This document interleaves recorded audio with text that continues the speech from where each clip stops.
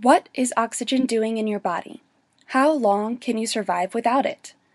Why can you survive at all without it? Let's take a quick detour. Do you remember Maslow's hierarchy of needs? Bet you didn't think you would be talking about that for anesthesiology.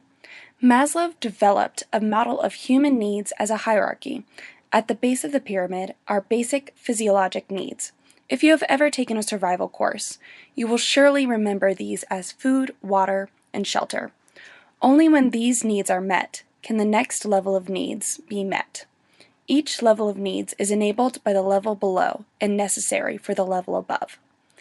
Let's take a closer look at the basic physiologic needs postulated by Maslow: food and water. How long can we live without food?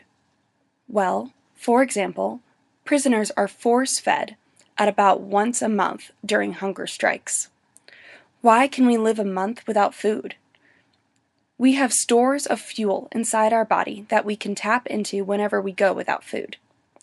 How long without water? About 5 to 7 days. How can we possibly go 5 days without water? Same idea. We can shrivel up like a prune as we tap into our water stores. How long without breathing oxygen? About 3 to 5 minutes. After that, we are at risk of killing cells in our brains. Then why can we go 3 to 5 minutes without breathing at all? Do we store oxygen in our bodies before it's consumed? If so, where are these stores? Where is oxygen consumed? This tutorial is aimed at giving you a simplified model based on oxygen delivery, transport, and consumption that can form a framework to drive your understanding of anesthesia and critical care. Most of the ideas you will see here will be known to you at this point in your medical career. However, you may not have put them all together in this particular manner or model. Let's talk about mental models quickly. When I asked you to think of an atom, close your eyes and what do you see? Most of us see a mini solar system with a ball-like nucleus and orbiting smaller balls of electrons. If your model is a bit more complex, you might see the nucleus as a cluster of grapes made up of protons and neutrons. For most of us, of the physician-scientist archetype, that's about as complex as our model gets. A particle physicist would laugh at our childlike model.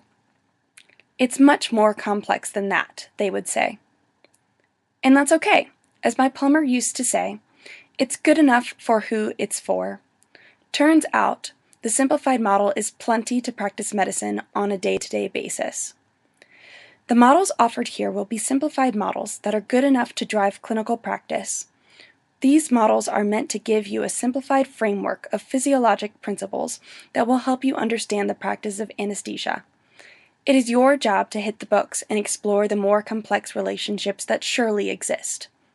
Now, where is oxygen consumed in your body? What is the consumption process? What goes into the process and what is produced?